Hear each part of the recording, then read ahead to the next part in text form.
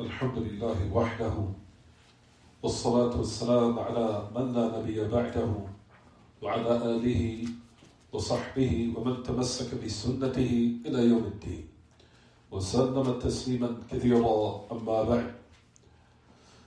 As we continue in this tremendous treatise by the great Imam Ahmed ibn Ali ibn Hajar al-Asqalani rahimahullah, the one who died 852 after the migration of our Prophet alayhi salatu wasalam. The time now is 7:02 p.m. Saturday, December 21st, which also agrees with the Hijri calendar exactly. Was the night of the 21st of Jumad al-Thaniya, or Jumad al-Akhirah, in the year 1446 of the Hijri date after the migration of our Prophet alayhi salatu wasalam. And technically the night is Masa al-Ahad. نحن الآن دخلنا مساء الأحد وإن كان عند غير المسلمين ما زلنا في مساء السبت, even though the non-Muslims is considered this evening of Saturday, but we know with the Muslims wa Ahl al-Islam, it is truly the evening of Sunday. So as we continue in this book, in this chapter, everyone, we said that the title is Kitab al-Nikah, or Bab al-Nikah, the chapter of marriage, even though the subtitle within that chapter is Bab al-Kafa'ah wal-Khiyar. So they're all connected. The general chapter, or the general Bab that we're in, is Kitab al-Nikah. Kitab al-Nikah, the chapter of marriage. But you'll find that the great Imam al-Hafiz Ibn Hajar al-Asqalani rahimahullah, that he put a subtitle in that chapter, which is called, everyone, Bab al-Kafa'ah wal-Khiyar. Bab al-Kafa'ah wal-Khiyar, the chapter of adequacy and choice. Adequacy and choice. As we mentioned the narration in regards to how one's marriage can be annulled by what they call a'ib. As we started in that matter, it was called fasakh al-nikah bil-'aib. How the marriage could be annulled by a'ib. We said a'ib could be general for a lot of meanings, or could be comprehensive for a lot of meanings. From those meanings as well, everyone, it could mean a blemish, a flaw, a sickness, or what have you. It could mean all those meanings. It could be comprehensive for all of them. A blemish, it could be a blemish physically. It could be amrun khuluqi or khalqi. It could be an affair of the physical, or blemish of the physical. Or it could be some discrepancy as a sickness for a person having some type of mental problems or mental sickness or some disorder, especially in the affairs that were considered, or the affairs that were kept secret, or the individual was not informed by it, or they did not know. And then they discovered that matter after the marriage contract, meaning after they married. So after they married, they discovered something that if it was known before or prior to the marriage contract, the decision of the person might have been different. So we know, everyone, and Islam is binding upon every individual when they indulge or when they partake in any type of contract, whether it be in marital affairs, and if it's something that is impactful upon that matter, it's binding upon everyone to be honest and truthful, and to disclose it, and especially in affairs of sicknesses. I'm sure that everyone wants to know that whether or not a person has some form of what? Sickness, especially if it's a sexual transmitted disease or what have you. That's if you do believe that it transmits. But anyway, so those affairs, everyone, that's pertaining to that, those type of matters and what's pertaining to it, they are very vital. That one has to know about it before they marry. They have to know about it before they marry. And if it's discovered that they have it after the marriage contract, then a person has the right to what? What do they have a right to do? Fasakh nikah. Ahsantum.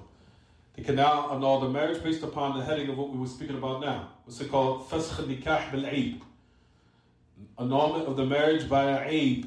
By an aib. And we said the word aib can mean numerous things. طيب. So we mentioned the hadith of Zayd ibn Ka'b ibn Ujrah. We already mentioned that upon his father.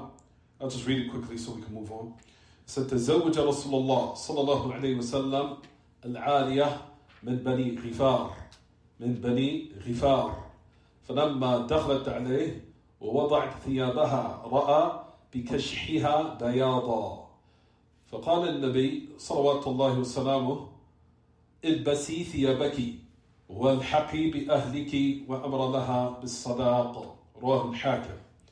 We talked about this last class, that you'll find that the origin of those type of affairs that's classified under this heading that we've been speaking about, that the Messenger of Allah ﷺ married a lady or a woman from the Sahaba, or she is a Sahabiya, Al-Aliyah. Her name was Al-Aliyah, from Bani Ghifar, from the tribe of Ghifar. And you'll find that she entered upon the Messenger of Allah, after the marriage contract, of course, and she removed her garment. The Messenger of Allah, alayhi salatu wasalam, seen that that part of her body called the kashh.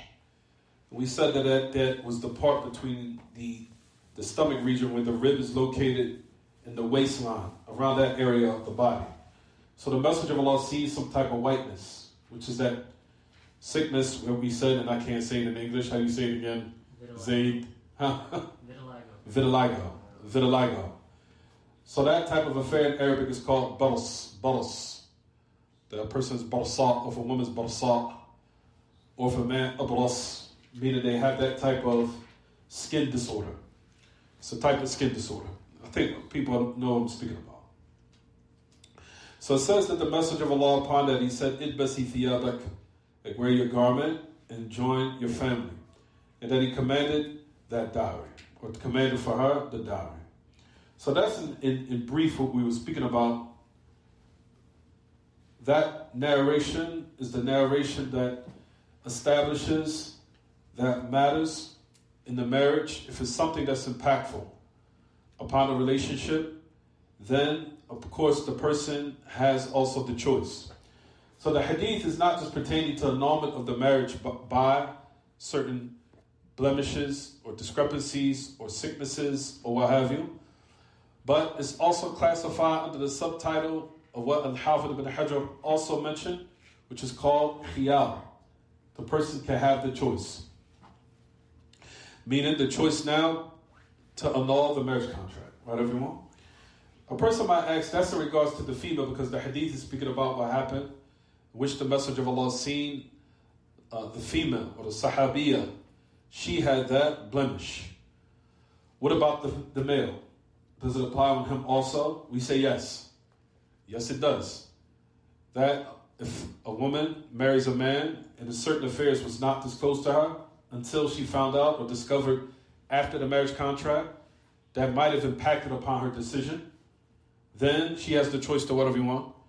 She has the choice to say, listen, I don't want to continue the marriage based upon certain affairs that were not disclosed to me, that was very vital to my decision. That was very important and impactful upon my decision. That if I would have known about it, I would have changed my mind. So our religion, everyone, is a religion. There's water dripping from there. I'll just see that. You have like a little towel or something that's just dripping on my throat. Let's see. Let me see again. Is it also a towel back there? There's one back here.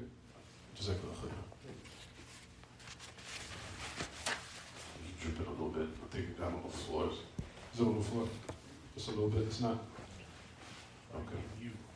Just it's okay. It's all right. So we said that these matters, everyone, are very important because these are contracts of marriage.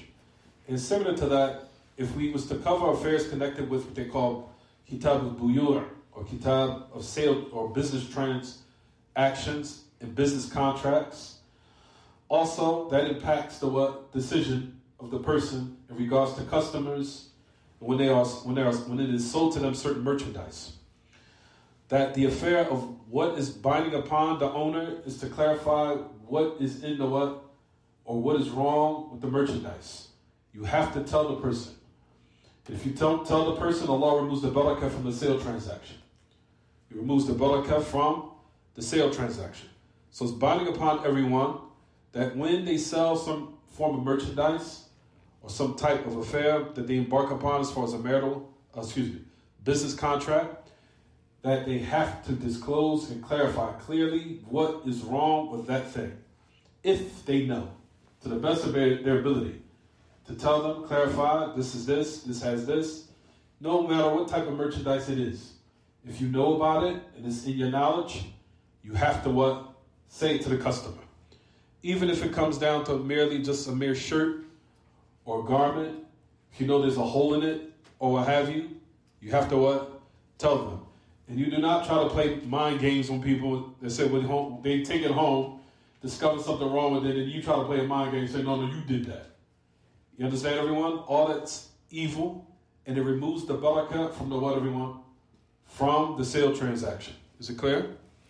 So I think everyone wants their business to be lucrative and blessed by Allah. You just don't want your business to be lucrative. You want it to be what? Blessed by Allah subhanahu wa ta'ala. So those are matters that's connected and how they are all what? They are all, if you want to say, connected in some shape, form, or fashion, whether it be in marital contracts or whether it be in what? Business contracts. So these are the matters that we were discussing in brief, and that's what we said last class. So the other matters we're going to what? Mention, so don't worry. We also mentioned the benefits of how to properly divorce and the different types. So as we talked about last class, what they call al-fadh sadiha, to frankly divorce properly by uttering it frankly, by the person saying, what, everyone? That I divorce you. That's how a person would do it. One statement, not 2, 3, 4, 5, 6, 7. One statement. Is it clear? That's what they call al-fadh sadiha, frank wording or statements. Then we talked about kinaya anit talaq.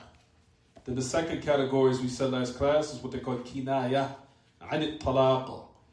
Kinaya meaning statements that you utter that it can necessitate divorce, but it's not frank. From that example is in this hadith here. What do you see, everyone? What did the Messenger of Allah sallallahu alaihi wasallam say? He said, return to your family or go back to your family. That right there is an example of what, everyone? Kinaya anit talaq. Kinaya. Meaning it's a word that would necessitate it, and if it's understood, of course, that way, in which you'll find that Sahabiya understood from the Messenger of Allah. She understood that it was a what? Divorce. So, the affairs pertaining to the kinayat, anit talaq, everyone, it has to be investigated, the intention. And the kinayat can be many, especially it can vary from one country or one land to the other. Certain countries have their own adat, their own type of what? A'raf and adat. Their own type of customs and their own type of ways or practices. In certain countries, if a certain affair is uttered, it could be understood talaq. It could be understood what? Divorce. Here, for example, you'll find, as we mentioned some of the examples, a person would say, if a person said, listen, I'm done with this. I'm done with this. Is that a divorce? We say it has to be what? Investigated. What's the intention when you uttered it? Did you utter it meaning that you wanted the marriage to what? Be over where there's a divorce? That's what has to be what? Investigated.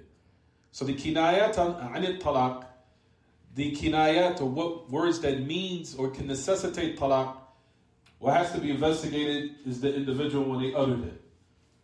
Did you intend by it, or do you just mean that you were frustrated and that it's like, I just want this to be over, but I did not intend in that moment divorce. But it's just showing that I was merely what? Fed up. You understand, everyone? So those type of affairs, it has to be investigated. What did you intend by it? And the person has to be honest. When you said it, did you intend by it a divorce? If he says yes, it carries out. It's a divorce. Is it clear? As far as then those alfaz sariha, this is what we mentioned also in those frank wordings of divorce. For example, a person says, I divorce you, for example, right? Those type of affairs carry out, whether or not you were what? Joking, or whether or not you were what? Serious. Is it clear? If you say to your wife, I divorce you, if you say it seriously, or jokingly, or jesting, or what have you, it's still what? It still counts. It still counts.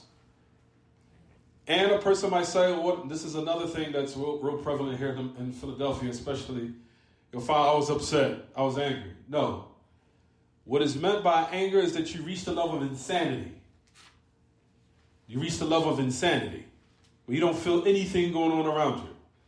If you're still in a state where you understand what's taking place around you, it counts. Even if your anger is a little extended, or if it's a little intense in that moment, it's still what carries out.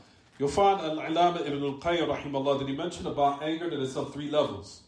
He says you have the beginning stage of ghadab, you have the middle stage of ghadab, then you have the final stage of ghadab, which is absolute insanity. He said that the affair pertaining to talaq happens at the affair of the final stage, which is absolute insanity, where you do not feel anything going on around you. In that instance, it applies to hadith, the other hadith of the Message of Allah, alayhi salatu wasalam, which is what everyone, that the pen has been lifted from 3. And what was the other one? Al-majnoon hatta ish ya'qil. As it says in the narration. The one who's crazy or insane until they what? Until they understand or they regain their sanity. Is it clear, everyone?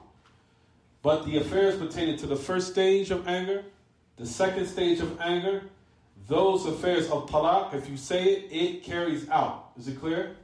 So no one says, oh, I was angry. No. You understood what you said. If you understood with your wife what you said, it carries out. Is it clear, everyone? Also, the hadith we mentioned from last class with the Message of Allah, alayhi salatu wasalam, he also mentioned, and I think we mentioned this, but the Message of Allah said, ثَلَاثَةٌ جَدُّهُ الْجِدْ وَهَزْلُهُ الْجِدْ. ثَلَاثَةٌ جَدُّهُ الْجِدْ وَهَزْلُهُ الْجِدْ. 3 affairs that being serious in it is jid, that it carries out. And joking in it also is what? Considered serious, where it what? Carries out. It's al-talaq, al-nikah, wal-talaq, wal-itaq. So the Prophet ﷺ said, 3 affairs, serious in it, or being serious in it is serious, and even joking in it is what? Serious. The first thing he said is nikah, marriage. The second thing is what? Marriage. A person might say marriage too. Yes, I think I told you guys about the story that I heard.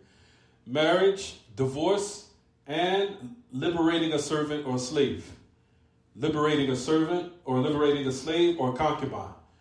If you jokingly say to them, you are free, oh, I was just joking. No, he's free now. It's over. You understand, everyone? So, a nikah also. If you jokingly say to someone that I married my daughter off to you, oh, I was just joking. No, that carried out. Is it clear, everyone? These affairs are serious because the Message of Allah in these matters stress how serious they are. It's not nothing to be what? Joking about. Based upon the fact that it's built upon it, legislating affairs of intimacy, where it's involving the private parts, and building families. And connecting and building families. So these affairs of the utmost, what everyone? The utmost seriousness. Is it clear? So the utmost seriousness. It's building relationships, it's building families, and it's involved in it intimacy of the private parts. Intimacy of the private parts are very serious. So those are the matters you'll find at the Message of Allah ﷺ that he said in regards to these matters. That's pertaining to the alfaz, the wordings that we said are frank, and the wordings that can necessitate what?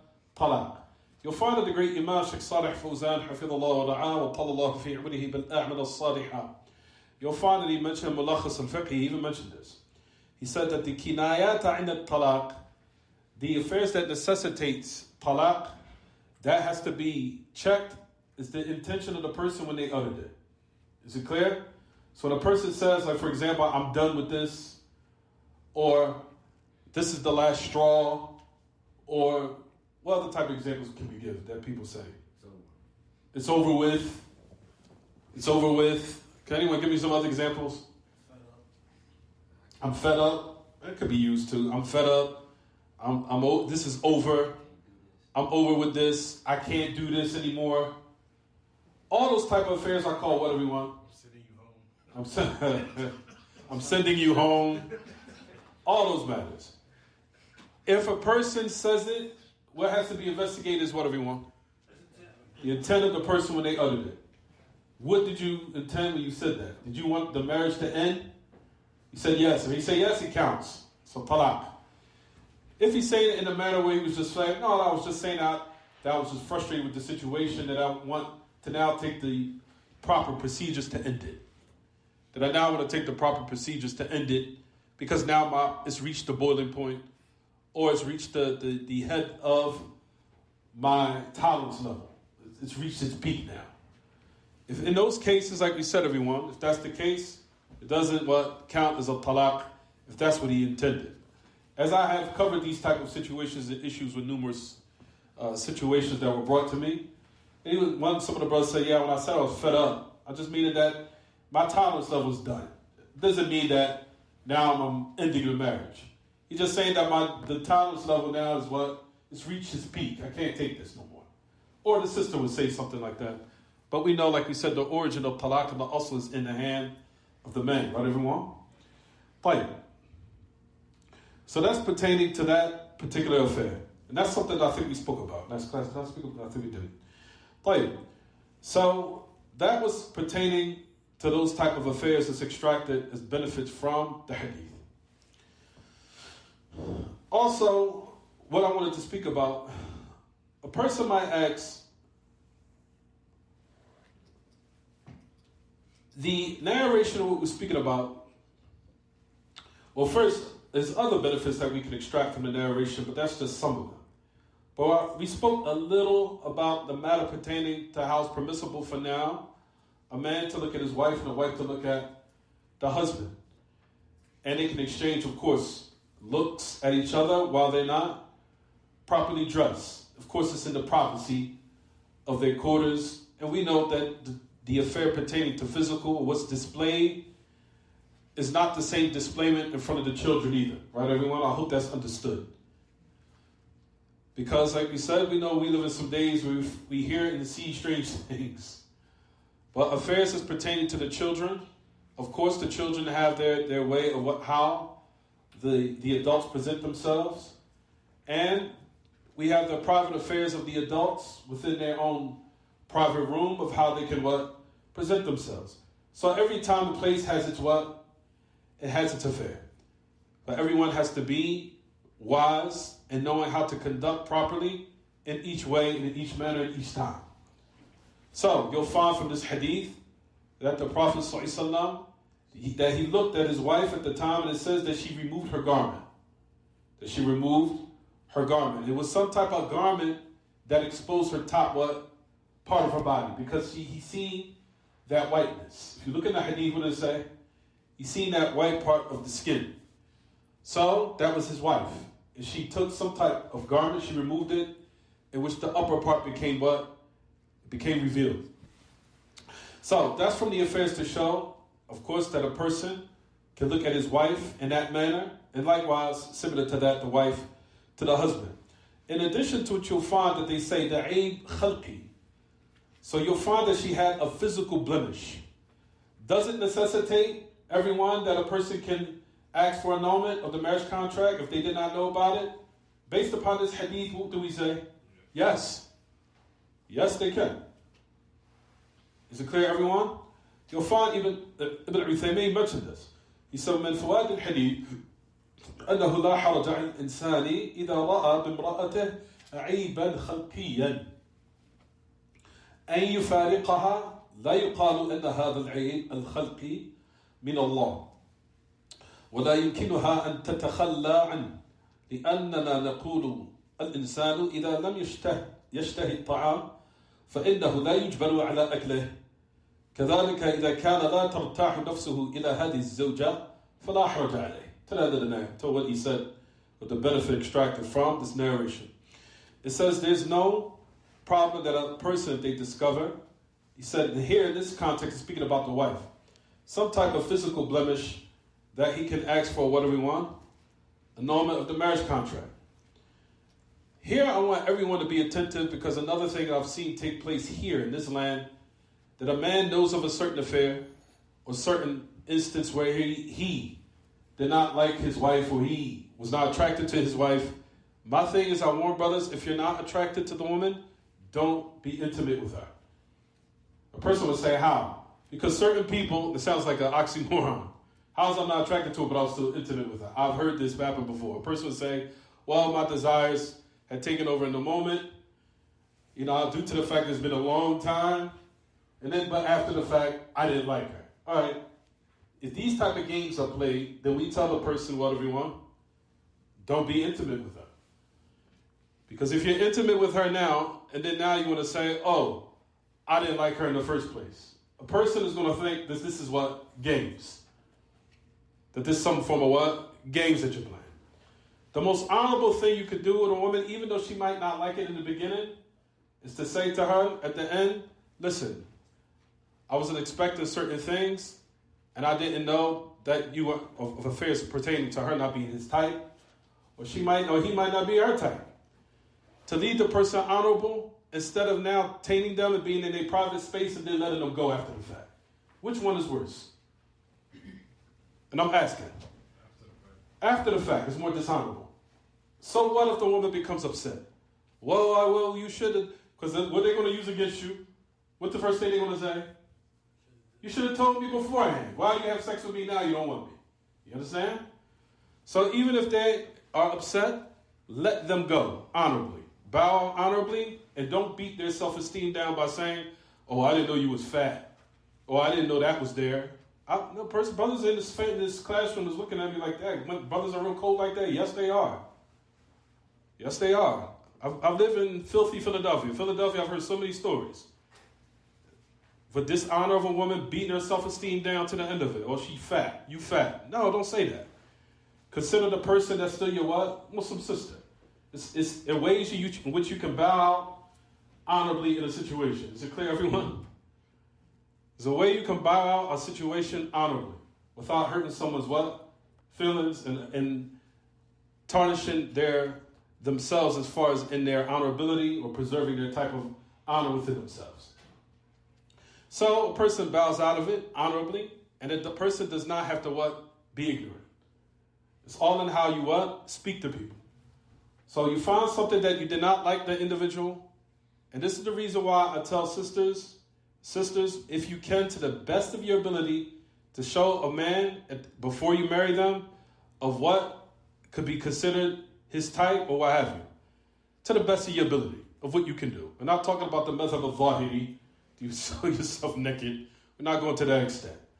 We're talking about to the best of your ability of showing your face, showing your hands in a certain instance of what you can do to let the man know that are you my type? And you ask him straight up and be frank. Am I to your liking or not? And what men like confident women to say it, just straight up say it. Do you like me or not? And that actually will make a man, oh, nice, good. She's confident. You understand? Just like women, you turned on by confident men, men are also turned on by what? Confident women. Is it clear? Isn't that not the fact? Is it not the fact? Are you not turned on by confident women? You don't like a confident woman? More shy. When I say a confident woman, no, you have men in the hadith and the narrations of the Prophet ﷺ where she was in her khidr. There's a narration of when the man, she was in her private quarters. If I had the narration, I'll give it to you. So she heard that the parents had said, did you get your look? You understand? So the woman overheard the conversation. He said, well, I'm too shy. She's in her quarters. She's shy. She don't want to show her face, nothing. She opened her curtain and said, did the Messenger of Allah ﷺ tell you to look at me? He said, did he say it or not? She said, yes. Then look at me. If that's what the Messenger of Allah said, do it. That's not a turn on? You understand? When I say confidence, I mean confidence in conformity with what? The religion, Islam. This is the time basically to put the brother, let him know it's the time for you to what? Look at me. Don't do it after the fact where you now misplace the affair don't practice it what? Properly, because it's going to cause problems after the fact. You understand? So there's a time to be shy and there's a time to be what, everyone? Be assertive. The problem with people is they don't know when to do which one. That's the issue. People don't know how to put assertiveness in its proper place and put shyness in what? Its proper place when it's time to be shy. Being shy is when the affair pertaining, of course, before the marriage, and of course an affair is that's pertaining to the internet and social media. The thing is that I understand about people is they go on social media displaying themselves, and then when it comes to the marriage, we're doing something halal, oh, I'm shy. And then you look up their social media paper systems. This is you? It lets you know that people don't know how to what? Put everything where it's proper place. When you're doing something halal, it's time to be what? Let's put everything on the table, what we need to talk about so we can make this marriage work. It's not time to what? Hide anything. I'm not talking about in affairs that are deep affairs that, of course, you're going to learn gradually as you get more into the relationship after the marriage. I'm not talking about that. But affairs that's very detrimental to the relationship, you have to be upfront. And that's what the whole topics of this hadith is about. Is being what? Disclosing of what will be something impactful upon the what? Marriage. And after the fact, when it's discovered, it will cause a what? Problem. Until it can necessitate a what? Annulment of the marriage contract. So you'll find that even a person might say, now listen to even Shaykh Uthaymeen, he said this. He said, إِنَّهَا الْعِيبَ الْخَلْقِ مِنَ اللَّهِ. This type of blemish is from Allah. A person might say this. Well, that's harsh. That a person now abandoned a certain situation based upon some type of physical blemish. He said, يُقَالْ إِنَّ هَذَا الْعِيبَ الْخَلْقِ. Somebody will say, that's from Allah. The person can't now change it. He said, we say that a person that does not have the desire to eat a certain food, are we going to now force them to eat it? هَلْ نُجْبِرُهُمْ عَلَىٰ أَكْلِهِ. A person now, you present food, you might think it's good, but a person now doesn't. Are you going to say, no, eat it regardless, be grateful? You understand? Person doesn't eat something they don't what? They're not going to eat it. He said, likewise, if a person that doesn't find that rest to his wife, and likewise, similar to that, the wife to the husband, it's no problem. But I mentioned what I said last class, everyone, just to reiterate this a little bit, is that not to be too extreme in these affairs. That's something I want to remind us of. Not to be too extreme. Especially here in the West. The West makes us so picky to the point where everything has to be what? Perfect. Picture perfect. If it's not, I'm done with the situation. You understand, everyone? So try to be, of course, if it's something that reaches your level where you can't tolerate it at all, where it's going to be very impactful upon your interaction with your spouse, then what? By all means, don't do it. Is it clear? If it's going to be impactful upon how you conduct and the manner of how you deal with your family, don't do it. But at the same time, when you bow out situations, bow out of it, everyone, honorably. Is it clear? We honor our brothers and we honor our brothers and our sisters. Sisters don't bash the husband either. I didn't know you had a gut like that. If I would have known that was there, why do we have to be ignorant? You understand, everyone? That's ignorant. Is it clear? So those are the affairs, everyone, that I want everyone to what? Take in consideration. Be middle course, but if it's something you can't tolerate and it's reached a level where it's reached a level where you cannot handle that at all, don't do it. Is it clear, everyone? Don't do it. Before we move on, is it clear? Is there any question? Anything I need to clarify? So, you'll find in these particular affairs, as it says, that's the first thing I wanted to mention. To be able to be what? Honorable. And if that affair reaches the level where one now says, well, I don't think this situation is for me, you now bow out of it, of course, honorably.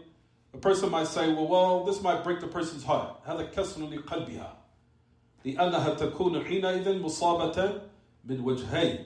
الوجه الأول ما فيها من العيب والوجه الثاني فراق الزوج. The person say that, well, I might break her heart. He said, for that instance, she will be what? Afflicted.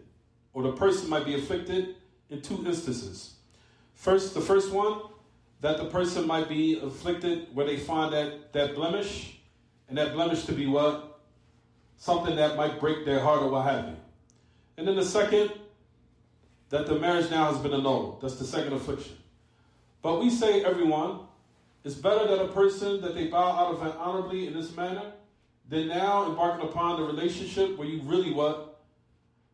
Where you now hurt the person because you now started a relationship. Then how about the affair that she now becomes what? Pregnant. Now the affair becoming more complicated and more what? Compounding problems. So now she becomes pregnant. The child now brought into a world where the family starts off what? Broken. So all these affairs complicates and makes it what? Compile. One on the other. Where if he was to bow out of it honorably, even if the person might have been hurt in the beginning, but at the same time, they'll what? Inshallah, they'll get over it and realize that was the better outlet for the person. And our people in general, we all need to have confidence in regards to our lives. Have confidence that these matters is better that person did that than now they what? Touch me, intimate with me, got me pregnant, and then all these other complicated issues that you would have said, well, if you didn't like me, why don't you just do it in the beginning anyway? Where there was no feelings attached, no emotions attached, nobody's heart was attached. Well, they're not supposed to be attached. Hearts were not supposed to be attached. And all these other matters that makes the situation, what everyone, worse. Is it clear? And inshallah, that person will get over it. If we are adults and we're confident within ourselves, we'll get over it. We'll get over it, and Allah subhanahu wa ta'ala will give us something better. And give us something that will be munasib. It will be something that is, if you want to say, suitable for our situation. So let's keep going.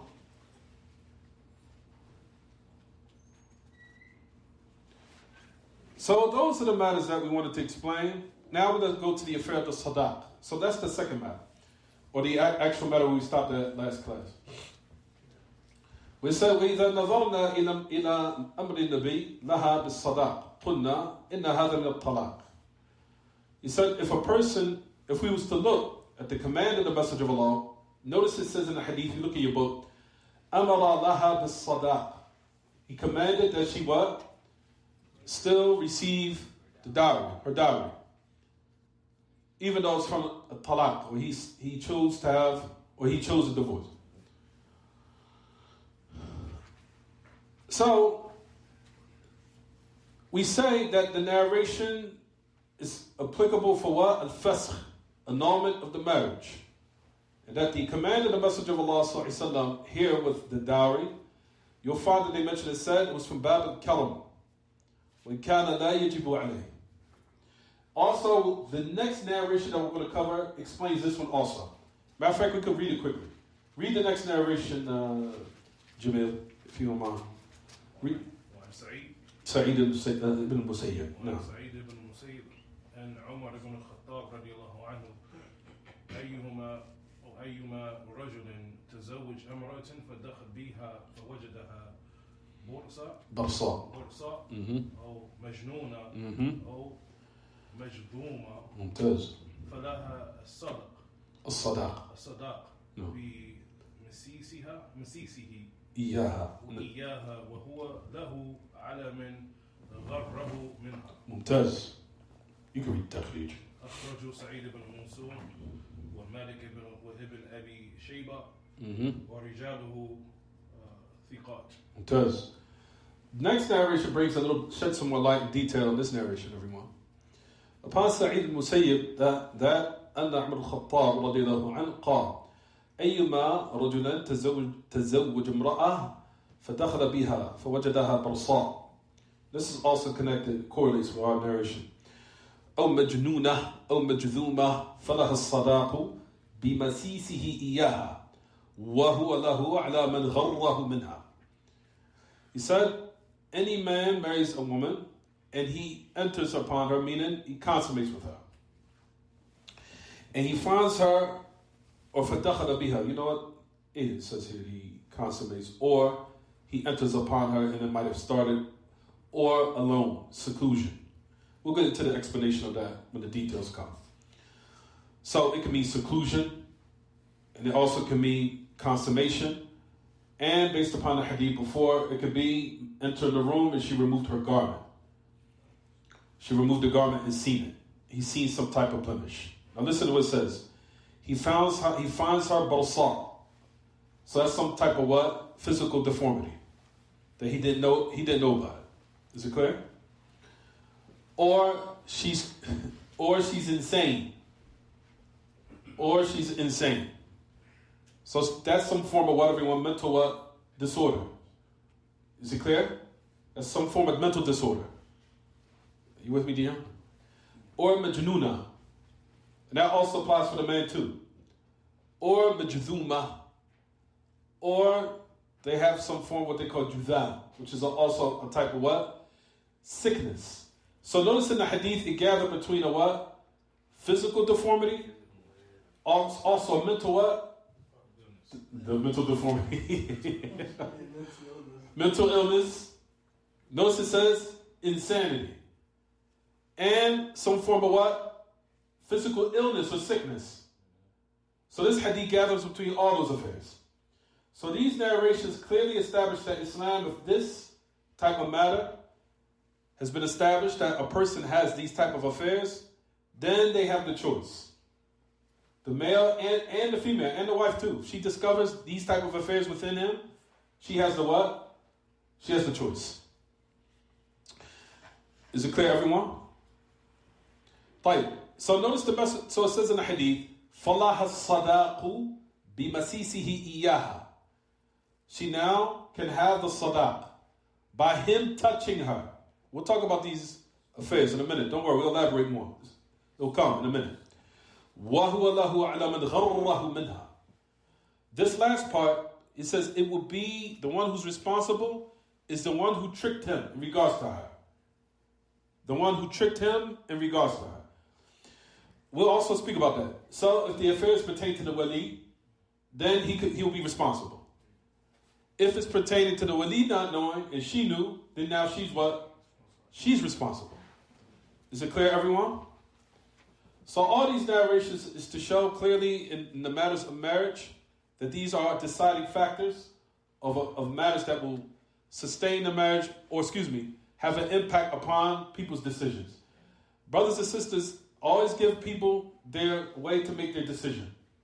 Don't force someone when you take away their what? Their right to decide because they didn't know. Don't do that. Those are affairs, like we said, that we have to improve on within our families and within our what? Societies in general. Is it clear? Within our families and our societies in general. So if it says, وَهُوَ لَهُ عَلَى مَنْ غَرَّهُ مِنْهَا أخرجه سعيد بن منصور in the Sunan. Sa'id ibn Mansur is also a book of Sunan, from those books that one should have in a library. And the Musannaf of Ibn Abi Shayba likewise. They're both very beneficial books, especially the Sunnah of Sa'id ibn Mansur, which is a known book in Sunnah, and a compilation of Hadith of the Message of Allah. It's called Sunnah ibn Sa'id ibn Mansur. You notice that Al-Hafidh ibn Hajar gave it a reference to let you know that it was from those books that were what? Well known. Is it clear, everyone? Sunan Sa'id ibn Mansur. Sunnah Sa'id ibn Mansur, rahimahullah. And also Malik in his what? Muwatta. His book called Muwatta that I'm sure that a lot of us are aware of. I'm sorry? Okay. Muwatta Imam Malik. And also Musannaf Ibn Abi Shayba. Why? Because you'll find that this is Athar. Notice it says Umar al-Khattab. Matter of fact, everyone, this was a fatwa that was issued by who? Umar al-Khattab. It's in the book. Umar al-Khattab. The Musannaf of Ibn Abi Shayba is a compilation of the Athar. The Athar of the companions. Let's keep going.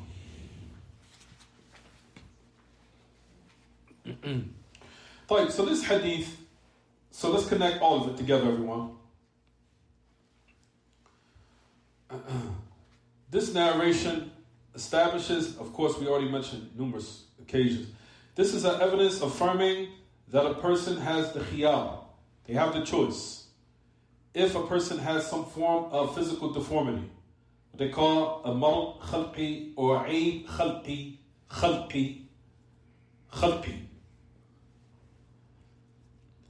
And the choice has been established if the other one did not know, meaning they hid it. Is it clear, everyone? So blemishes can be a reason for what? For fasq, for annulment of a marriage. But I gave them my details, we gave the details or presented the details of this, right, everyone? Not to be extreme. But if it's something that you cannot tolerate, again, bow out of it, everyone, honorably. But the blame comes in is when a person hides it. Is it clear? That's when the blame comes. If the person knows it to be something, of course, that needs to be disclosed, then in their mind, of course, the person might say, well, I didn't know in my mind that I had to say that. I didn't know about these narrations or this type of knowledge. In that case, of course, then no one is to blame.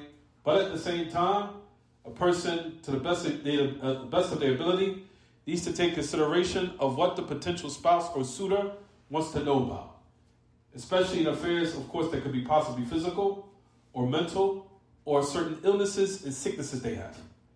Is it clear? Is it clear? Fine.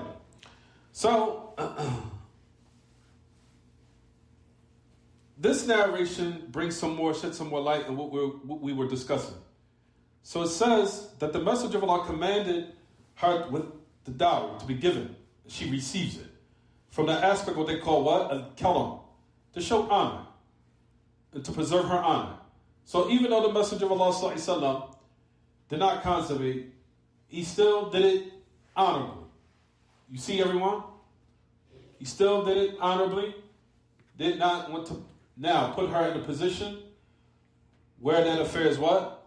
Some type of form of breaking her heart or some type of shock, if you want to say. So based upon that, he commanded her to what? Attain the dowry. So you'll finally say, وَلَكِنْ هَذَا مِنْ بَابِ الْكَرَمِ وَمَا أَكْثَرَ كَرَمِ النَّبِيِّ صَلَوَاتُ اللَّهِ وَسَلَامُهُ عَلَيْهِ فها هو مع جابر بن عبد الله اشترى منه الجمل وأعطاه الجمل والدراهم.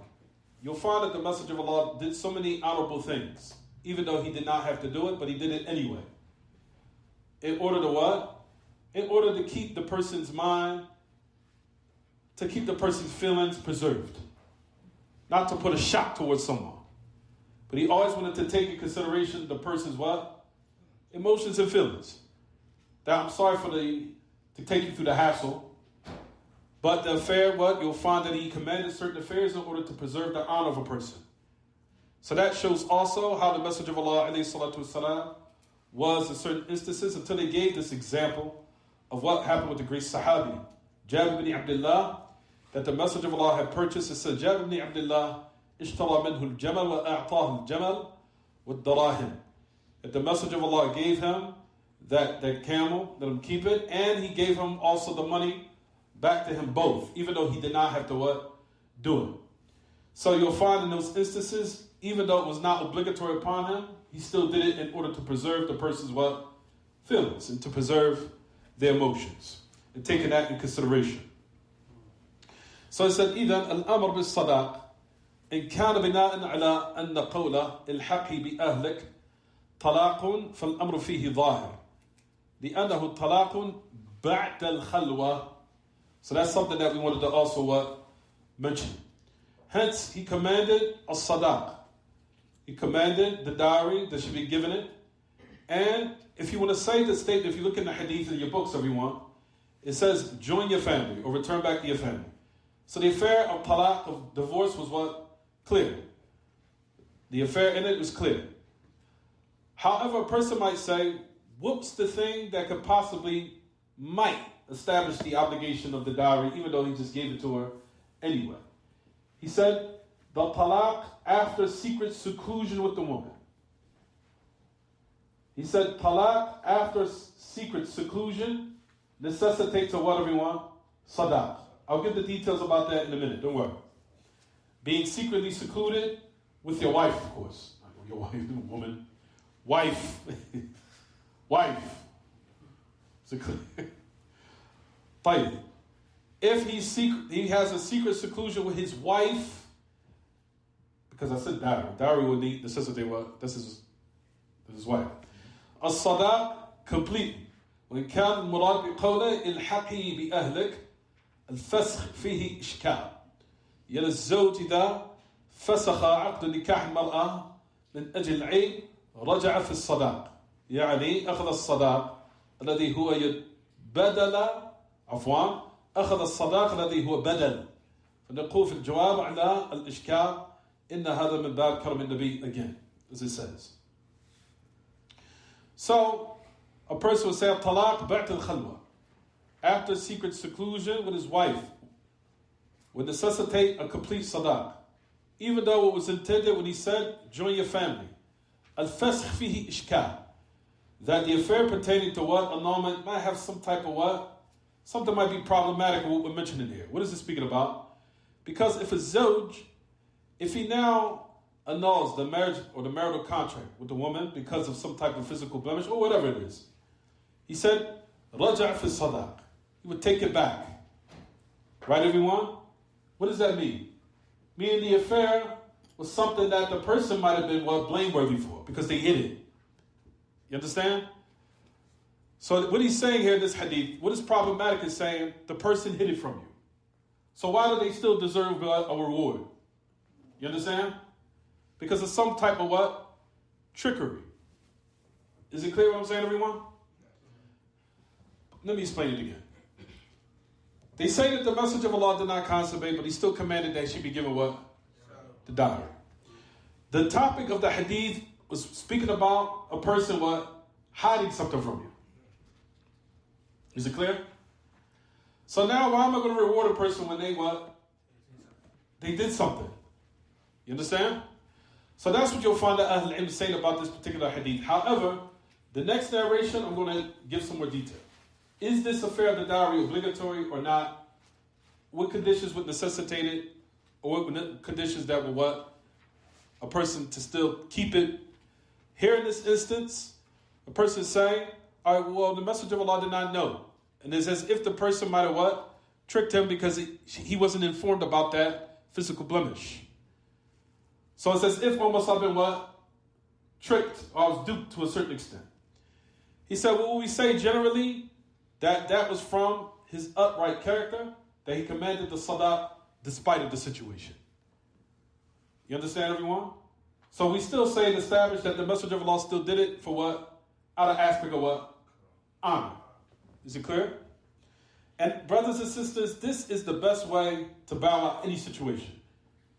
And it's the most honorable way. For example, a person would say, you owe me $10. Here, take 30. You understand? You owe me $100. Take 200. You understand? You owe me 500. Here's 1,000. Here's $1,000. Can anyone say anything after that? Not a word. You understand? You get it? Tafadhal. So in the case that the wife has hid something and he found out about it, the man can get the dowry back. Say it again. Say it one more time. So like, if the wife hid like a blemish or something like that from the husband, he comes to find out about it. He can divorce her and get the dowry back from here, or you want misunderstanding? He could get the dowry back. He would deserve it, but certain people will have to be held accountable for it. That's why the next narration says, if you look at it, what does the next narration say? At the end of it, what does it say? No. The next narration. The narration of Ibn al-Khattab. The last word. No. Where it says, وَهُوَ اللَّهُ أَعْلَمَ الْغَرَّ مِنْهَا. Oh yeah, it says that it can be returned to him. What does it say at the last part? Read the last part. The very last part? The last part of the fatwa or the qada of Ibn al-Khattab. That part? Mm-hmm. What does it say? It says, and it is returned to him from the one who... You hear it? It is returned to him from who? The one who deceived us. The one who deceived him. Is it clear? You got it? Yes. وَهُوَ لَهُ عَلَى مَنْ غَرَّ مِنْهَا. Is it clear? Good. So, even though despite of what had taken place, where the Messenger of Allah did not know, and it's almost as if there was some form of what? Trickery. Right? But despite of that, the Messenger of Allah still commanded the what? Give her the dowry despite of what had transpired. For the trouble, and to bow out of it honorably. Is it clear? And it's like we said, every situation, brothers and sisters, is the best way to bow out of any situation. Because no one can say anything after that. No one. Even in certain affairs where sometimes you're wrong. And this is where things come in. We're to be honorable people. And you'll find that a lot of people who I've met that were honorable, noble people, respectful, this is how they bow out of situations. And sometimes it might be what? Something that they were wrong in. And it might be something real what? Petty. $30. And it's like, you smile at someone, they're arguing over $30 that maybe they were wrong in. You'll be like, you know what? Here, take 50. Have a good day. You understand? Is it clear, everyone? And it might be something they're wrong in. But you know in your mind, this is real petty. I don't have time for it. Listen, $30, you really arguing with me. You know about your mind, you know that you're right. Or they might be right. If that's the case, here's 50. Person is saying, is that hiba? No, it's not a hiba because there's no contract. So the affair goes back to what? Whether my compensation based upon my discretion. So here, take 50. You owe me $50, take 100. Is it clear? Nobody can hold nothing over your head again. Nobody can say anything. Why? You bow out of the situation, what everyone? Honorably. And this is how I teach all my communities and all our brothers and sisters. So you could be honorable, noble people. This is how you bow out of situations. Don't be petty. Well, I want my $10 back. And then one person argues over $10, you'd be really looking at them like, really, Abby? $30, $20, you're making a big extravagance over some small amount of money like that? Well, you don't know. It's just and then here we go again. It's just the point. It's the point. It's the point. Here we go. It's the point. It's the point. Here we go. Here we go with the pettiness. Here. $40. Here's take 80. Take, a matter of fact, take 100. You understand, everyone? Good. Is it clear? We're going to ask something. Okay, hold on. So, if it was the wali or the wakil, that We're going to discuss it. Okay, all right. This narrative is going to come. طيب, so upon the hadith البرص أو البهق ينفسخ به النكاح وهو كذلك.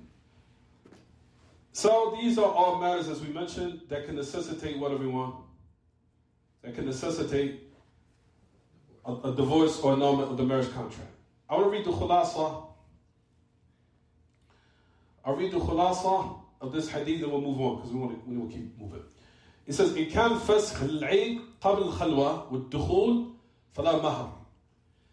Now this is something I wanted to establish, and this also will come in the next narration. Why have we been speaking that long? طيب, فسخ العيب قبل الخلوة. If the annulment takes place before the knowledge of the blemish or any type of affair, before the sickness, before a person knows about the issue of the person, whether it be, like we said, a physical blemish or a mental disorder or a physical sickness or some type of sickness, before they knew about that. They didn't know, They didn't know at all. If that affair happened before what? Al-Khalwa. Now, we're going to get to the details next narration in regards to if the person did not know that was something that was what? That could impact upon the marriage or what have you. Even though a person might say that's far off, especially in certain sicknesses, in certain conditions. Like, you really didn't think that was an issue? No, I didn't think it was an issue. Okay. Based upon that, you know what? It still goes back to your what? Discretion. Of whether or not you can what? Tolerate it. Whether you can tolerate it. Like I said, that's all going to come. Now, let's just give them benefit of the doubt. Okay? You're saying that you don't know. Okay. Now, I didn't know at all that was something impactful. What do we say? Do they give them the dowry completely or not? What's the asl the hukum? The asl the hukum is, before we get to the next hadith, and we're going to get to more details, don't worry. The asl is if it happened before the khalwa, before the private seclusion with your wife, or intimacy, before intimacy, then there's no what? There is no mahar. Is it clear? There is no dowry.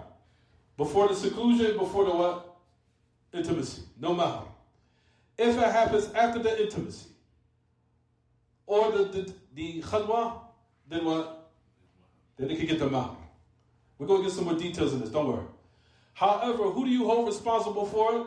The person that deceived you. That's the person that's supposed to give you the what? The sadaq. Don't worry, there's more details to come, don't worry. So, this type of qa'idah is in the mas'alat al-fasakh bil-'ayn.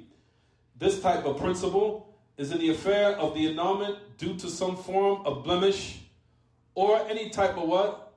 Sickness or mental disorder or what have you.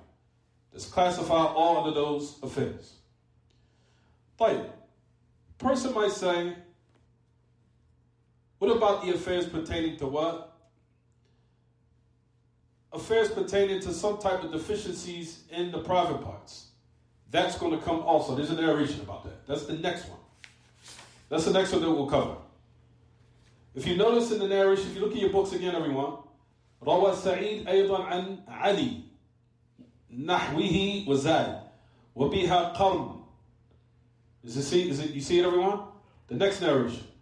That she has a qarn with her, meaning something of her private part that will prevent sexual intimacy. Is it clear? فَزَوْجُهَا بِالْخِيَارِ. The husband has the choice. فَإِن مَسَّهَا فَلَهَا الْمَهْرُ بِمَا اسْتَحَلَّ مِنْ فَرْجِهَا. Is it clear? If he does touch her, meaning he's intimate with her, then she deserves the what? The mahr of what was made legalized of the private parts, or her private part. Notice the affair was revolving around what, everyone? Some form of discrepancy in the private parts. So those are all affairs that are impactful upon the what, everyone? The marriage, absolutely. Affairs pertaining to the private part or what have you. If the person, I want everyone to be mature about this. Don't laugh. Oh, it's not funny. We're speaking about something serious. Affairs pertaining to the private parts and intimacy, and affairs pertaining to that, I'm sure that I'm trying to put indirect implications in those matters. Is it clear, everyone? In regards to what could be if a person performs or what have you. Yes. The person might ask, can that be impactful? Absolutely. Absolutely. The woman, if she didn't know, she can ask for an annulment. Yes, she can. The person, man, dog, no, she can. If a man cannot perform, and don't laugh on the internet because it's not funny. We're being serious now, mature. If he cannot perform and he has those issues, he has to disclose that. You understand, everyone? He has to disclose it. Because that's something that can impact the what? The marriage. Especially living in the West. And similar to that, men. If you find out that the woman cannot what? Cannot perform, that's a what? Somewhat of a problem. So, ultimately, it should go back to your what? Your discretion and your what? Your choice. Because the whole affair of these narrations speaking about what again? It's speaking about choice. So keep that in mind. We're talking about the sub-chapter, what Hafid ibn Hajar made in the chapter, which is what? Bab al-kafa'a what? Wal-khiyar. The chapter of adequacy and choice. Adequacy and choice. So the person has the choice. But the point of the matter is, don't take the choice away from the person. Don't let them be surprised or walk into something that they did not what? Have any knowledge of. No one wants to walk into anything that they don't know what's going on and they put in a predicament. Not male or female, especially females. Females become very offended when you put them in a predicament with other females or something's going on that she ain't know about. Ooh. Women become highly upset with regards to that.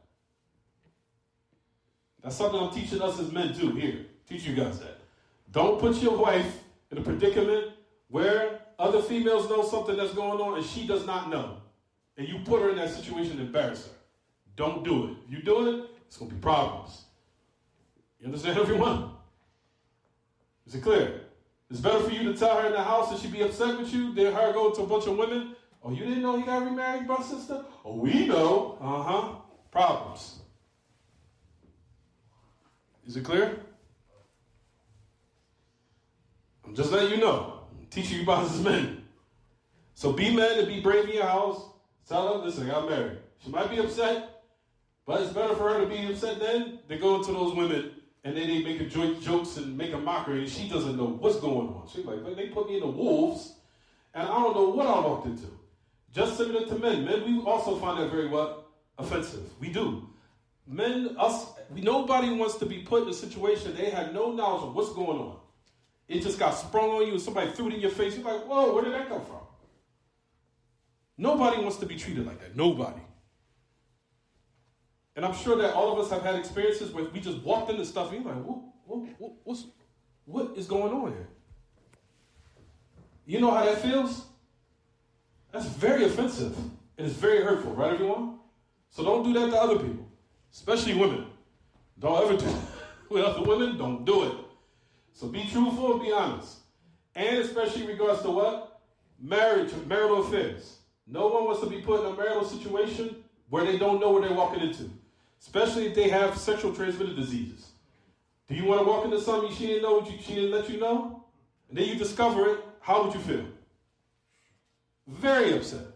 And that's based upon the opinion that you say that there's no transmitted diseases. But anyway, but understand what we're mentioning here, I'll say that again. Is it clear, everyone? But that's another deal to say that opinion is also, but anyway. But you understand, everyone? But those are the type of affairs that we want to do what? Mention. You have to tell people of certain affairs that they have of diseases. And let them know so you can give them what, everyone? The choice.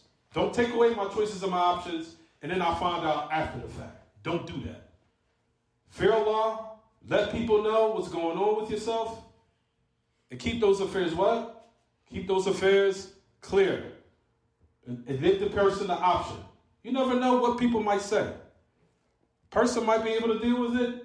They might ask questions. You never know. But just don't take the options away from what? The people. Is it clear, everyone? Good. Matter of fact, we'll stop here. I didn't even realize it was going past an hour. It's like an hour and 7 minutes. It says 1 hour and 7 minutes. Tafadal. So basically, the mahar is only required to be given back if the sexual he actually has. Not necessarily. We'll talk about it. It's going to come. If there was seclusion. Yeah, it's seclusion. Uh-huh. I know seclusion and that. Or just However, in the hadith, we'll explain the dowry could give it back to the person if they was tricked or fooled. And hold them accountable or the one who fooled him. Nah. But there's certain details into it, a little bit more details that I didn't mention. We'll mention in the next class, inshallah. We'll mention in the next class. But there is a little bit more details to that. But the origin is the one who tricked you, they're the one that have to get the dowry back to you. Is it clear? Anything else about the lesson, anyone? Follow. So if it was a spouse who had children or a child who had a defect or whatever the case may be. Say it again. So if a sister that a brother was acquiring and married, and she had a child that had a physical defect, and she didn't tell him about that. I mean, her child. Yeah, her child. Oh, that doesn't. That's not.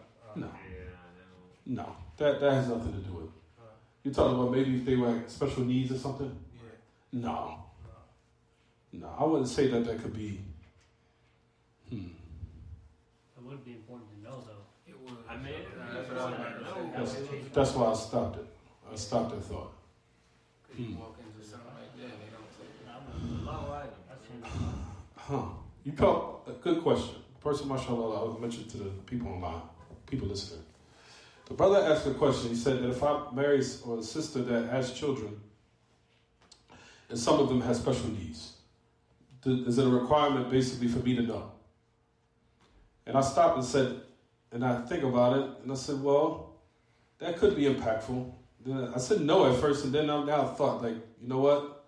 That could be impactful upon the situation or decision of a man.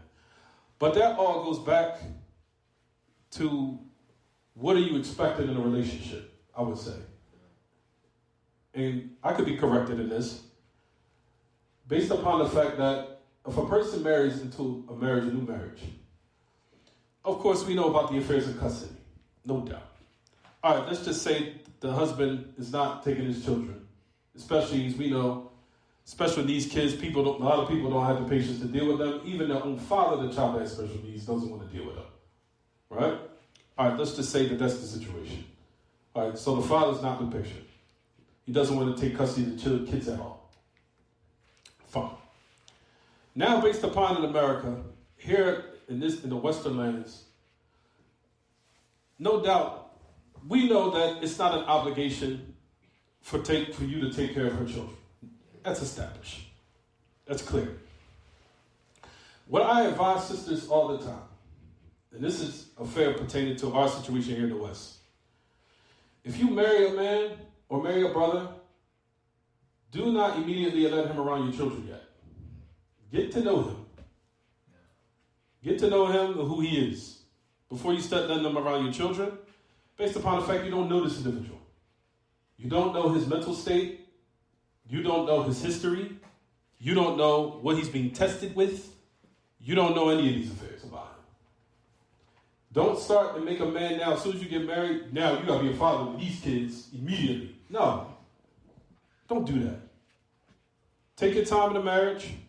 And I tell sisters to do this, despite how many times I say it, they still go against it. They still go against it regardless. I'm not listening to him. Hey, sister, do you know this brother? And keep in mind, he's not the father, so he's not responsible. So don't make that binding upon him. Don't do that. It's not his job. It's not his obligation. But at the same time, get to know this man. Get to know his mental state. See if your marriage is going to be for longevity. And it's something that's what? Established where there's cohesion between yourselves first, before you let a new man around your kids. Because new men around the children have a what? Mental impact upon their state, their mental state. Especially with daughters and females. That's another affair that needs to be taken into consideration. Especially with females. How many cases do we hear about females being touched when they were little kids? A lot here in the West. Disgusting, filthy cases that we know about. You understand, everyone? So take that all in consideration before you let a new man around your children. Get to know him, be acquainted with him before you introduce him to your kids. See if it's for longevity, because you don't want just some random man walking in and out of your children's lives. It's not fair to the children. It's not. Don't do that to children. To just have just random men in and out the house, being a father to the child, and then the children ask, what happened to so-and-so? What are you going to say, mother, when it didn't work out? You understand? So that's the first thing. The second thing, let's just say now there is some form of cohesion between yourselves after the fact. Alhamdulillah, 6-7 months we've been doing good. Relationship seems like it's very stable. Seems like a nice guy. Seems like a nice brother, not guy. Brother. A nice brother, mashallah. Relationship's good. Seems like we're be for longevity. Well-mannered, what have you. Nice, honorable traits about himself to the end of it. But now, you introduce it to the kids. Within that, I would say in that precursor, in the beginning, I think the woman should tell the husband, say, listen, I do have special needs children. How do you feel about that? Say it maturely and honest. Be mature and honest about it. No, what we do is we play games. As soon as he marries the brother, oh, this is my child raising. Number one, this is not my child, and I have to get to know him. Second, he has special needs. And certain people don't know how to what? They don't have experience in how to deal with children with what? Special needs. So that's another arena that takes a lot of maturity, and it takes extra what? Patience. It just takes patience just with mere children in itself, generally. You understand? How much more with a special needs child? Is it clear, everyone? So don't force a man in that type of predicament. It takes maturity and communication. Sit down with your husband and say to them, and even if it's in a sit down, Ask them, how do you feel about special needs child? Do you have experience with it? And things of that nature. Either ask them before the marriage, or if you get married, have a type of affair or precursor or some type of introduction to see whether or not you are going to be for longevity within that marriage. Then when the time is right, when you now feel comfortable to introduce this man to your children and let him in your private life with your private children, with your children, ask him. Ask him, what do you feel about special needs children? What do you feel about that? And give the person the what everyone option. The best time I would say is to do it before the marriage. To do it before. To disclose it and say, I have some special needs children. How do you feel about that? What do you need? What do you think? And what's your opinion about it? Have you ever had any experience with regards to it? And like I said, sisters, don't take the options away from the what? From the man either by trying to trick him. And then 2 days after the marriage, by the way, this is so-and-so. And you're like, huh? You understand? People don't like to be walking to something they were not expecting. Don't do that to anyone, whether it be male or female with what? Males. Don't do that. Let people give them the option and make it clarify. Don't just spring something on somebody and then you expect them to get over it. Actually, that's all jahiliyyah. It's not from our religion.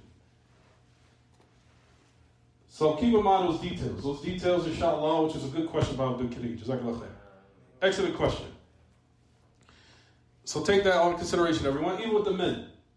Men, at the end of the day, if we have special needs children, some of the community and the members, alhamdulillah, they do.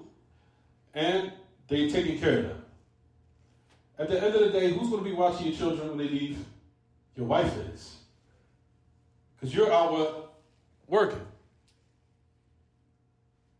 So based upon that, you need to know who this female is completely.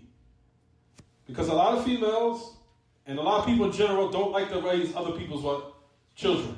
Especially here in the West, what's being pushed now. What's being pushed now is don't raise somebody else's child. And they pushing it hard. That so-called, what they call it again, the red pill community is trying to now come with some wave of extreme against the female movement. So they made one extreme combat another extreme. What they call it, the feminism. The feminist movement, so now they're coming with another extreme to combat it. So they're saying men don't raise nobody else's kids. Don't do it. You understand? Which now, what is it doing? It's making men like, you know what? I'm not doing it. I'm not raising nobody else's kids. I'm not doing it. And that's another thing they're pushing. Don't get married. It's not worth it. Don't have kids. It's not worth it. Don't marry none of these American women. It's not worth it. That's what they're saying. And they're pushing it hard, and it's affecting a lot of men. Is it clear? So what I'm saying is, women, in regards to and I've always encouraged of what Islam dictates. Islam dictates that if you now embark upon, but we know the best of all prophets and messengers had what? Stepchildren. And he helped raise them.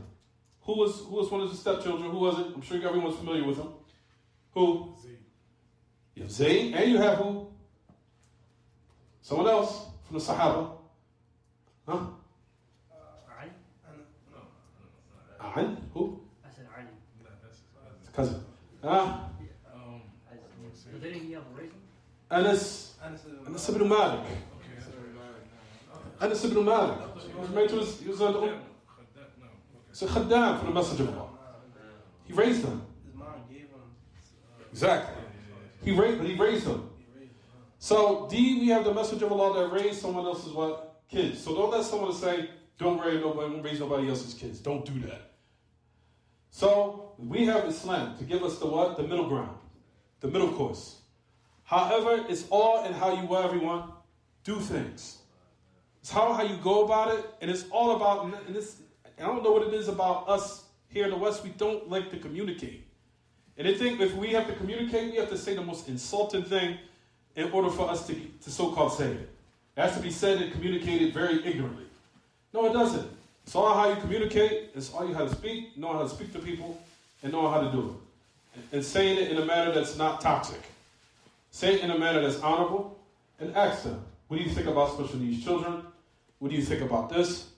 You know, I have the father. The father's not involved in the children's life. I know that the custody, I know the hukum, but at the end of the day, the man is not what fulfilling his responsibility, so it's all on me. All right, brothers and sisters, what are we going to do about all these children that don't have fathers in their lives?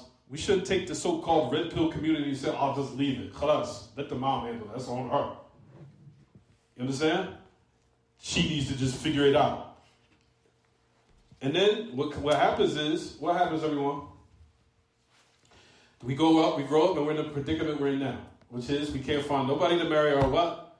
Daughters off to, and we can't find nobody to what? For our sons to marry our final good sisters off to. This is our situation now. Is it clear? So let's take the middle course in regards to these matters, and you'll find, like I encourage on many occasions, brothers, take in consideration, marry a female that does have children. Yes, take in consideration, absolutely. Do it. Why? In order for these children to have some proper upbringing. They deserve it. People make mistakes all the time, especially a person that was a Muslim, then they embrace Islam, then they know better, they realize that certain affairs, so that everyone deserves another chance. Shouldn't now say, no one deserves another khalas, it's over with you. You should have figured that out when you were younger, before you were Muslim. Now you're Muslim, well, hey, it is what it is. All those affairs are not from our religion of how to deal with certain things properly. These children need aid, especially special needs children, especially when you speak about those affairs, they are very sensitive. And to speak of that in light of children that have special needs, that's very offensive. They say, well, that's on you. Wow, that cold? You understand? Oh, special needs kids, who cares? They'll be all right. Wow, that's how we are? That's our religion? So keep that in consideration, everyone. Keep that in consideration. Any questions about the lesson? This is almost an hour and a half. Anything else? I saw that, though. That's not a word for Ma'am. They're two separate words. It means the same thing. Sadaq ma'am. And ma'am wahid. So the Prophet, so he only had two stepchildren? From Cousin Maman, he raised two stepchildren that was under his care. There was others, I think. I gotta check it.